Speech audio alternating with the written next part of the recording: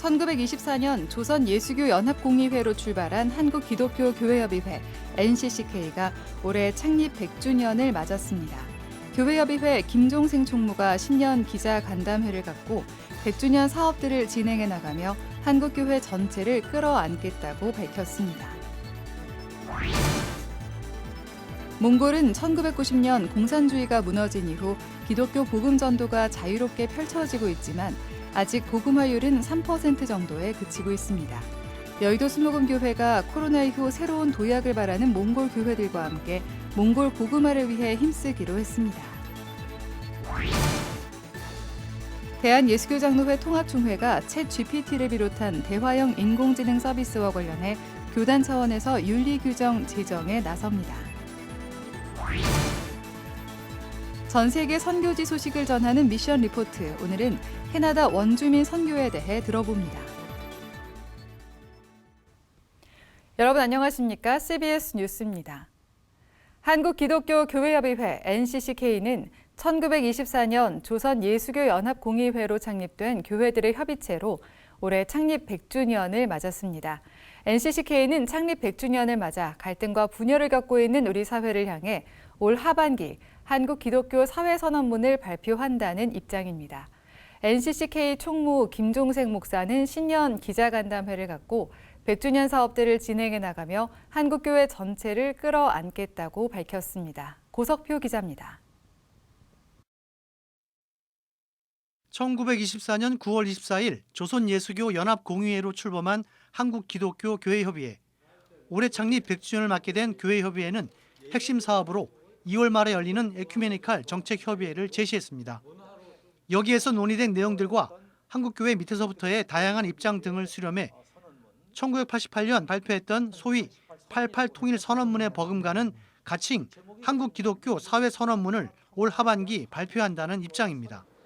우리 사회의 극심한 갈등과 분열에 대한 해결책의 하나로 제시한다는 계획입니다.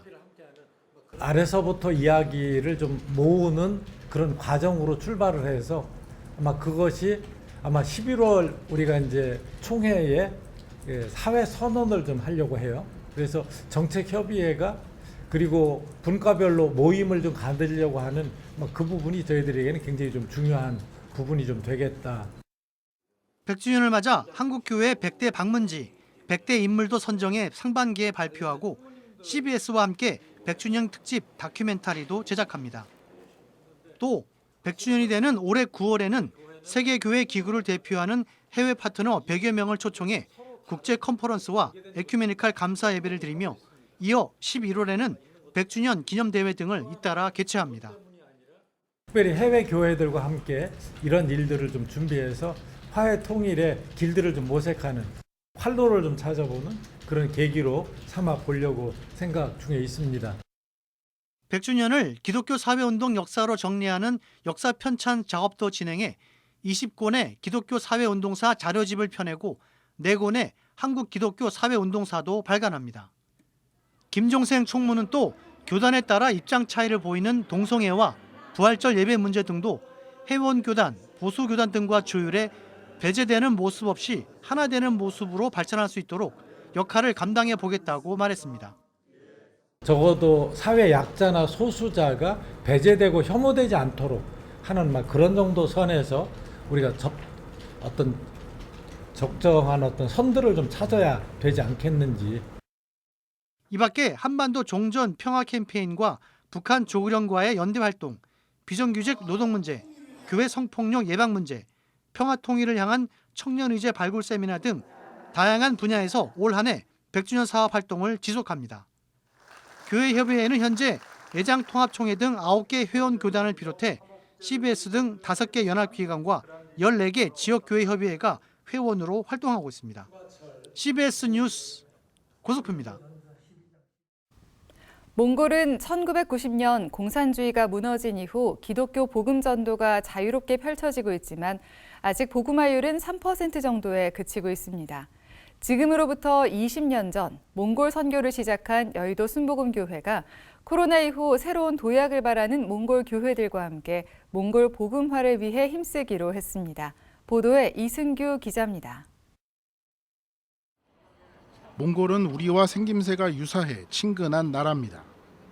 몽골은 1912년 공산주의 정권이 들어서면서 한국교회가 복음을 전할 기회가 없었습니다. 하지만 1990년 공산주의가 무너지면서 복음이 전파되기 시작했고 한국교회도 이 무렵부터 몽골 선교에 나섰습니다. 몽골 사역자들은 전체 인구 중 약 3% 정도가 기독교인인 것으로 파악하고 있습니다. 여전히 복음을 받아들일 수 있는 사람들이 많다는 뜻입니다. 여의도 순복음교회가 몽골 선교 20주년을 맞아 몽골 복음화에 나서는 이유이기도 합니다. 여의도 순복음교회는 20년 전 고 조용기 목사의 몽골 부흥성회를 계기로 몽골의 복음을 본격적으로 전파해 왔습니다.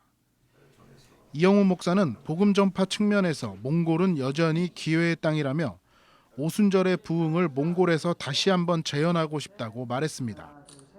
몽골이 많은 사람들이 그 기독교 복음을 갈급해하고 있고 또 몽골에 갖고 있는 그 우리 대한민국과 연결된 많은 것들이 있기 때문에 가서 신앙적으로 또 외교적으로 모든 교류가 활발히 더 전개되면 좋겠습니다. 몽골 복음주의 협회는 2025년 이영훈 목사를 초청해 대규모 복음 집회를 열 계획이라며 코로나19로 침체됐던 몽골 기독교의 새로운 전환점이 되길 바란다고 말했습니다. Ер нь ковидоос хойш Монголын Христ итгэлийн нөхцөл байдал баг багаар сэргэж байгаа. Тэгээ одоогийн байдлаар 2.5-аас 3% нь Христ итгэгчдэд болсон гэж бид нар үзэж байгаа. 몽골어 성경을 한자리에서 볼 수 있는 자리도 마련됩니다. 여의도 순복음교회와 대한성서공회, 몽골 성서공회는 다음 달 몽골어 성경을 중심으로 한 전시회도 개최할 계획입니다. 전시회에는 13세기 몽골 제국 당시 몽골어로 번역된 성경 등 평소 접하기 어려운 다양한 성경이 선보일 계획입니다. 한편 여의도 순복음교회는 2024년을 맞아 국가적 과제인 저출산 극복에 힘을 쏟을 계획입니다. 우선 저출산 현상을 극복하기 위한 100만 서명 운동을 전개합니다. 여의도 순복음교회와 기독교에 대한 하나님의 성회를 중심으로 저출산 현상의 심각성을 알리고 국민의 인식을 개선하기 위한 작업입니다. 또 그동안 교인들에게 지급해왔던 출산 장려금도 대폭 인상하기로 했습니다. 올해부터 여의도 순복음교회 교인은 첫째는 200만 원, 둘째는 300만 원, 셋째 500만 원, 넷째는 1000만 원을 받을 수 있습니다. CBS 뉴스 이승규입니다. 대한예수교장로회 통합총회가 챗 GPT를 비롯한 대화형 인공지능 서비스와 관련해 교단 차원에서 윤리규정 제정에 나섭니다. 예장통합총회는 인공지능 서비스가 사회 전 영역에서 급속히 활용되는 상황에서 부작용 또한 우려된다면서 교단 차원의 기독교 윤리적 가이드라인을 마련하겠다고 밝혔습니다. 통합총회 정책기획 및 기구개혁위원회는 최근 가이드라인 마련을 위한 연구 모임을 시작했으며 오는 3월까지 연구를 진행해 올해 상반기 안에 연구안 정책을 기반으로 설문조사와 공청회 등을 실시해 최종 연구안을 마련할 계획입니다. 한국기독교교회협의회 정의평화위원회는 오늘 성명을 내고 정부는 12구 이태원 참사 특별법을 즉시 공포하라고 촉구했습니다. 교회협의회는 성명에서 12구 이태원 참사 피해자 권리 보장과 진상규명 및 재발 방지를 위한 특별법이 국회를 통과한 것을 환영한다면서 이를 통해 말할 수 없는 비통함 가운데 하루하루를 살아가고 있는 유가족들에게 작은 위로가 있기를 바란다고 밝혔습니다. 교회협의회는 또 윤석열 대통령과 정부를 향해 12구 이태원 참사 특별법을 즉시 공포하고 하루속히 제대로 된 진상조사기구를 출범해 유가족들의 눈물을 닦아주고 안전한 대한민국을 향한 정부의 역할을 다할 것을 촉구했습니다. 2024 강원 동계 청소년 올림픽이 오늘 19일부터 다음 달 1일까지 개최되는 가운데 강원 동계 청소년 올림픽 선교위원회가 어제 연합 감사 예배를 드리고 본격적인 활동을 다짐했습니다. 선교위원회는 동계 청소년 올림픽 기간 강릉과 평창, 횡성 등 경기장 인근에 미션 하우스를 세워 기도와 예배 등 다양한 활동을 펼칠 계획입니다. 선교위원회는 각국의 선수와 코치, IOC 위원, 심판, 참관단 등 수많은 이들이 한국을 방문한다며 이들을 환대하고 한국의 문화와 복음을 접할 수 있는 기회를 제공하겠다고 밝혔습니다. 강원 동계 청소년 올림픽 선교위원회는 동계 청소년 올림픽 기간 복음 전파와 선교적 사명을 다하기 위해 지난 10월 발족했습니다. 전 세계 선교지 소식을 전하는 미션 리포트. 오늘은 캐나다 원주민 선교 소식을 알아봅니다. 캐나다 원주민들은 과거 원주민 문화 말살 정책으로 인해 말할 수 없는 큰 탄압과 고통을 받았는데요. 그 일에 가톨릭과 개신교회가 앞장서면서 기독교에 대한 반감이 매우 강하다고 합니다. 뒤틀린 복음을 회복하고 진정한 화해를 이룰 수 있도록 돕는 일에 한국교회 역할이 강조되고 있습니다. 캐나다의 이상열 선교사가 전해드립니다. 북미 원주민이라고 하면 사람들이 잘 모릅니다. 그런데 우리가 잘 아는 이름이긴 합니다. 인디언이라고 하면 모두들 잘 알고 있죠. 원주민들에게 복음이 들어간 것은 콜럼버스가 처음 15세기 때 올 때부터 여러 가지 이유가 있었는데 그 중에 하나도 복음을 전하는 것도 사실은 있었습니다. 그렇지만 이제 학살로 변질이 됐고 그 이후에 이제 18세기, 19세기 이럴 때 수많은 원주민 선교들이 있었죠. 그렇지만 유럽에서 이제 선교를 한다는 것 자체가 이 사람들을 문명화시켜야 된다는 생각을 하게 되는 겁니다. 유럽의 교회들은 식민 교육이야말로 진정한 선교의 어떤 방편이겠다 생각해서 정부와 합작이 되어서 식민 지역에 교육을 시키기 시작하는 겁니다. 그것이 이제 캐나다의 가장 심각한 문제로 지금도 드러나고 있는 레지던스 스쿨이라고 기숙학교라는 그 학교가 이루어지게 되는 겁니다. 그 기숙학교에서는 모든 원주민물을 빼야 되는 게 목표였습니다. 7살부터 17살 정도까지 한 10년을 원주민 아이들을 강제로 부모로부터 떼어와서 그들의 언어를 못 쓰게 하고 또 문화를 익히지 못하도록 그렇게 강제 교육을 시키는 겁니다. 근데 그 문제가 뭐냐면 그 기숙학교에서 수많은 성적 학대와 신체적 학대와 정신적 이런 학대들이 일어납니다.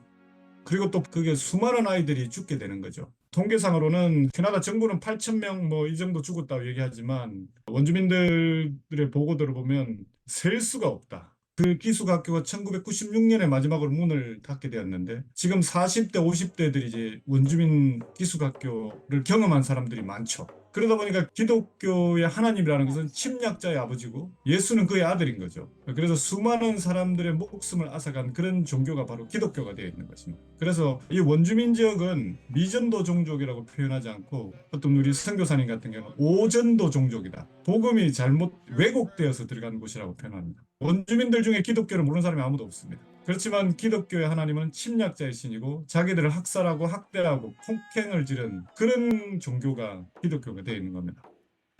원주민들은 기독교와 이 백인들에 대한 상처 때문에 교회로 나오기가 정말 어렵습니다. 그리고 백인 교회 성도들을 보면 사실은 원주민 선교에 대해서 아무런 관심이 없습니다. 지금 이 원주민 선교 같은 경우는 가장 취약한 곳으로 되어 있고 그리고 가장 열매가 없는 곳입니다.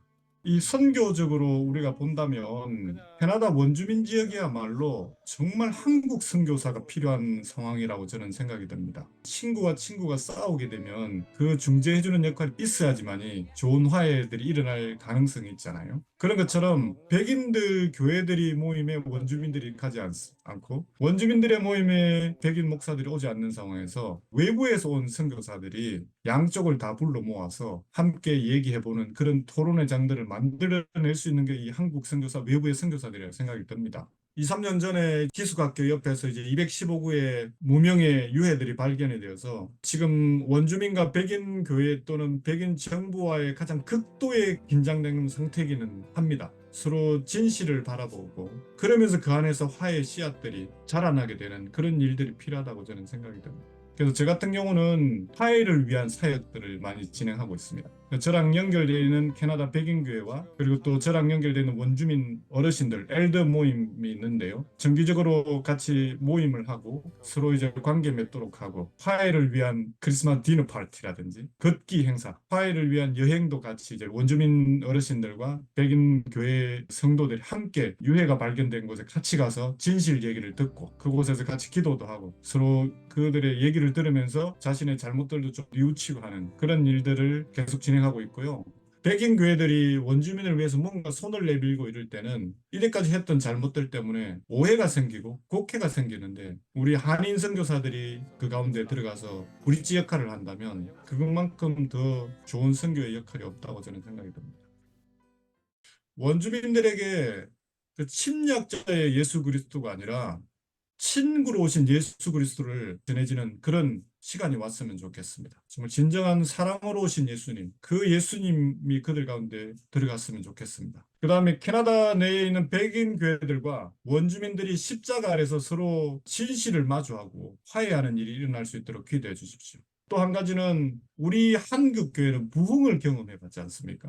이 캐나다 교회는 그런 것들이 별로 없어요. 캐나다 교회와 원주민 사이에 일어나야 된다고 저는 생각이 됩니다. 캐나다 땅에 부흥이 온다 그러면 대각성 운동처럼 개인의 부흥의 어떤 성령 체험에 끝나는 것이 아니라 사회 구조가 바뀌고 원주민과 백인 사이의 어떤 이 갈등들이 해결해지는 그런 능력이 있다고 저는 보거든요. 그래서 그들 가운데 다시금 캐나다 교회도 성령으로 회복될 뿐만 아니라 원주민과의 화해하는 그런 역사가 또 궁극적으로는 원주민들과 백인들의 화해를 넘어서 원주민들이 화해하는 화해하는 시간이 올 수 있도록 기도해 주셨으면 좋겠습니다.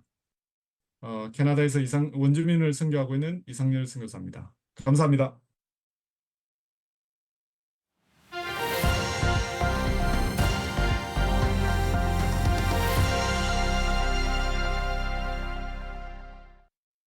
간추린 지역교계 소식입니다. 청주 순복음교회가 신년 축복 성회를 개최했습니다. 예장통합 순천노회는 신년 할애회를 갖고 감사 예배도 드렸습니다. 청주 순복음교회는 말씀으로 깊어지고 세상으로 넓어지는 축복의 시간을 주제로 신년 축복 성회를 열었습니다. 성회에서 강사로 나선 서울 성락성결교회 지형은 목사는 예수님의 말씀 묵상에 대해 전했습니다. 제가 가진 가장 기본적인 신앙 중에 하나가 성경은 기록된 대로 어린아이처럼 그렇게 받아야 된다. 이게 기독교 신앙의 심장이다. 즉 이제 신앙에는 늘 그게 바탕이에요. 참석자들은 하나님께 속한 사람으로서 신실한 삶을 사는데 최선을 다할 것을 다짐했습니다. 예장통합 순천노회가 신년 할애회와 감사 예배를 드렸습니다. 우리가 성경에 보면 나의 나된 것은 하나님의 은혜로다라는 말씀이 나옵니다. 그래서 우리의 삶뿐만 아니라 또 교회 또는 우리 노회, 총회 모든 산하에 있는 교회들이 금년 새해에는 평안할 수 있기를 간절히 기도해 봅니다. 한편 이번 예배에서 노회 측은 코로나와 경제 위기 속에서도 교회를 지키며 은퇴한 4명의 목회자들에게 감사패를 전달했습니다. 날씨입니다. 내일은 아침에 전국의 미세먼지 농도가 한때 나쁨 수준을 보이며 운무가 끼겠지만 오후부터 차차 개겠습니다. 내일 아침 최저기온은 영하 7도에서 영상 5도, 낮 최고 기온은 2도에서 12도로 평년보다 높겠습니다. 이상으로 뉴스를 마칩니다. 시청해주신 여러분 고맙습니다.